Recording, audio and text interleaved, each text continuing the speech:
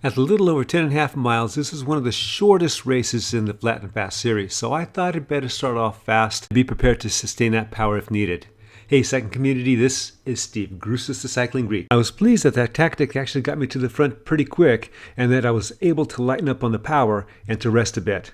Now, for those of you that don't know me, because there's going to be a lot of new people watching this particular video, that I am 68 and a half. I've been racing since 1990. I am a middle-of-the-road type of competitor that has some good days, and I am subject to atrial fibrillation. I'm the one with the yellow jersey with a TFC on the back with kind of a white mohawk. Now, you'll see another TFC jersey there with a hat on. That's my buddy Bob. He decided to join me on my race today. This is the first week of my new training block. What you've often heard is that you shouldn't do more than 2 hard workouts a week. Maybe you can get away with 3, that's if you're younger, but at my age, 2 and maybe sometimes just 1. So my previous training block, I focused on VO2 max. I was doing 4 by 4 minute VO2 max efforts, and I was doing these on climbs. I had to do them on the flats, I do them on the flats, but I enjoy when I can to do them on climbs. In the last block, I also wanted to focus on sweet spot, but because of timing and rain, I called an audible, changed that block a little bit, and I'm focusing on sweet spot in this block. But I'm also always doing VO2 max because I'm an old guy. For me, here in Central California, this race is taking place on a late Thursday afternoon. Now on Tuesday, I did my VO2 max workout, and it was a little bit different. Rather than do my 4x4s, I did 32 30 seconds on, 30 seconds off. Now, the intent was to do those 30 seconds at about 120% of my FTP, because the 4x4s I was doing, they were ranged from about 106 to 110% of my FTP on the lower end of the VO2 max scale. Now, I don't use just power to gauge my VO2 max efforts. I'm also using heart rate. And I'm not looking at heart rate that much, actually. I'm gauging it on my cadence and my breathing pattern. I believe to do it right, you got to gauge on those 2 things. So in that workout, I was going to spend the same amount of time at VO2 max, 16 minutes that I was doing the 4x4s, 16 minutes that I was going to do with those 32 30x30s.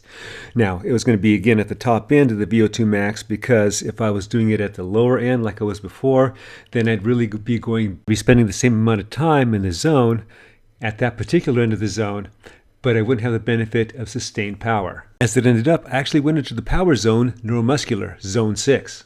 I was able to do all 32 sets, but man, I was reamed afterwards. And now it's 2 days later.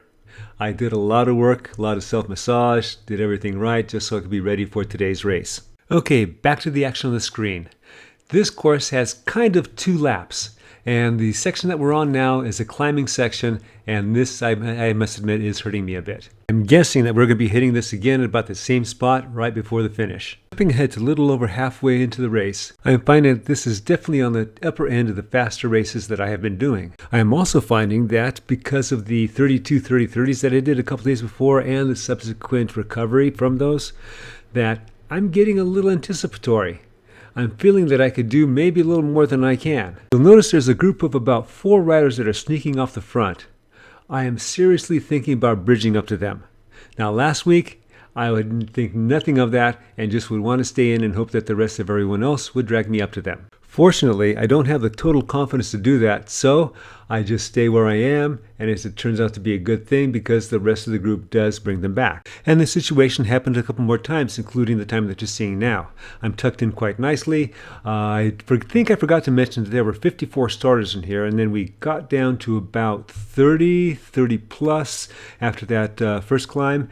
And I think there are riders that are trying to get away before we hit the climbs again. I'm really thinking about jumping to the front and seeing what I can do with whoever tries to take off. But I'm also noticing that I'm putting a lot of power and I'm not moving up very quickly. So I decide just to hang on the wheels and be a little more patient again.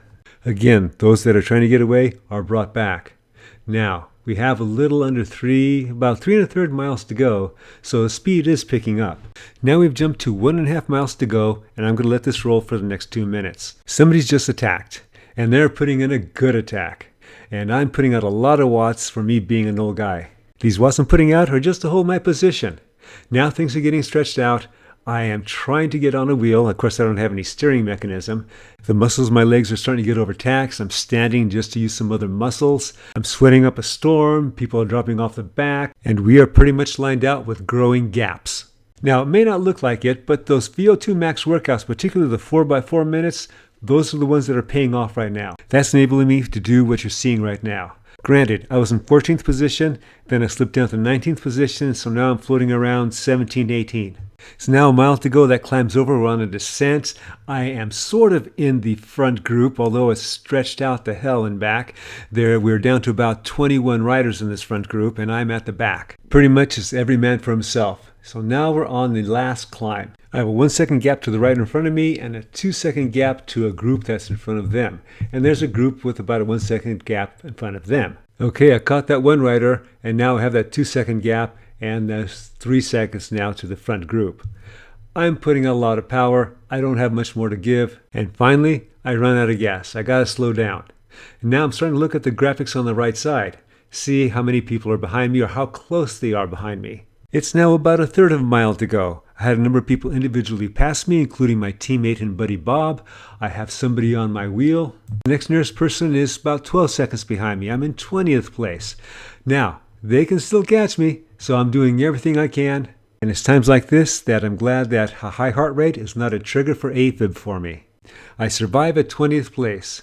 This gave me my highest watts per kilogram in any Zwift race I've done recently, at 3.3. I believe I raced as smart as I could in this race. This old guy just needs more legs. Alright, I hope you enjoyed this and you got something out of it.